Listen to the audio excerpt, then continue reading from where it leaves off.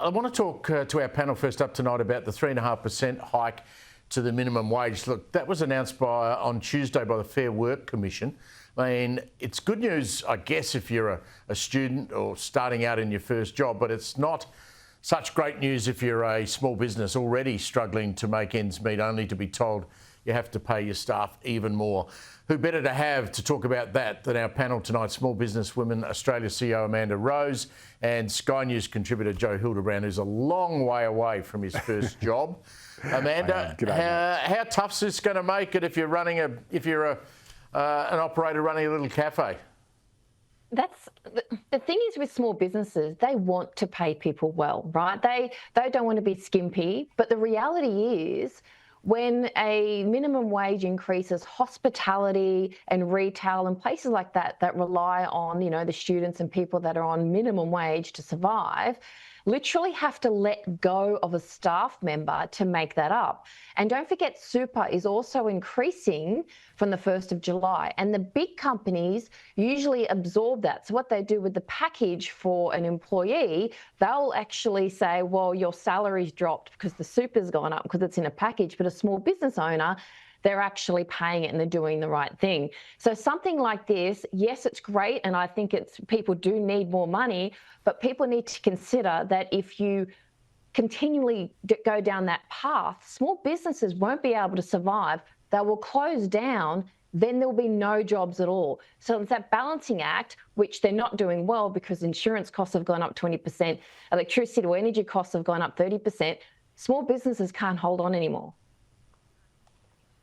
Joe, you got to say, I mean, if you were thinking about setting up a small business and you weren't doing it already, you're really, in many of the states of Australia, I mean, particularly in Victoria with all the added levies and taxes, you'd really be a very brave person to do it, wouldn't you?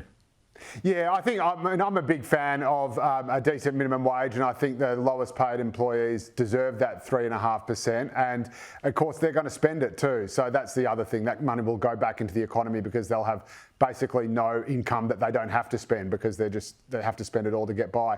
But yes, we do need to make sure that it's easier for small businesses. We need to make sure that we cut red tape, that we don't have any unnecessary regulations or taxes. I mean, payroll tax is just insanity, but we still have that in New South Wales and Victoria. And as Amanda said, insurance premiums are just absolutely ridiculous these days. They are skyrocketing. I feel it just as a sort of private householder, the amount my house and car insurance has gone up, and energy bills, we know we have to get down, even though that's probably going to get worse before it gets better. Joe, I was watching a soap opera today called Trump Musk. It's got a lot of episodes to come. We're only halfway through the Netflix series. I mean, you could not write this stuff. I mean, it's just unbelievable. Elon's fled the White House and he's now talking about Donald Trump being involved with Jeffrey Epstein. It was always going to end in tears, wasn't it? Yeah, it absolutely was. As you know, Pricey, I'm a big fan of Roman history, and they always tried to have two consuls or in the later part, two emperors, so they would balance each other out. And of course, all that ended up happening was that one killed the other one. You don't lock two tigers in a cage together and expect them to get along. And it was always going to be the case that two titanic egos like Donald Trump and Elon Musk, the most powerful man in the world and the richest man in the world, they were always going to, as soon as any disagreement appeared, these are people who are used to having armies of people behind them telling them that they are absolutely right about everything. It was always going to, I think the first hurdle was always going to be the last. Amanda, I always thought this was going to happen. Second airport for Sydney. There was always going to be great debate amongst the population about aircraft noise. We saw Catherine King, the Minister for Air Services Australia. She said, we're going to have reciprocal runway operations. Now, when she said that, I thought, I can't work out what that means. The Shadow Minister, Bridget McKenzie, said, well, I think they're trying to make planes fly over Liberal people's houses, which seems a bit over the top. But then I saw Byron Bailey, an aviation expert on Sky yesterday, telling us this about landing a big plane with the wind up your backside. When you're talking 777-300s, A380s, the really big, heavy stuff, you can't be messing around and treating them like they're it's a general aviation aeroplane in Bankstown. It's a serious business.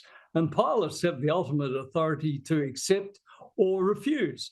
Operationally, I would refuse to do any downwind takeoff in a 777-300. It's just unacceptable. Oh, thank God for Byron. I mean, the minister's obviously got no idea that you can tell someone flying an A380, you're going to land that way tonight because you don't want to go over that person's house. Look, this whole airport with the runways and the noise and the fact that it's a 24-hour airport, which a lot of people have an issue with because there's going to be a lot of freight. Just remember that when the coalition was in, they also refused to say where they'll be flying because people were concerned about buying in the area and that if the flight path went over their house, their house might lose value. And they refused to answer that question when they were in power. So it's a bit rich to then call out the current government by saying, hang on a minute, we don't like the flight paths you picked. I'm like, well, no one was actually clear or forthcoming with that information ever. And the user or the community, the ones are going to suffer because it's 24 hours. Joe, your mate Albo made his political career on campaigning against aircraft noise over the seat of Leichhardt, if I remember correctly. That's right, the seat of Grayndler, where I also live, and I can tell you I am no stranger to aircraft noise, and Albo certainly as the local member and as Prime Minister is a big supporter of Western Sydney Airport.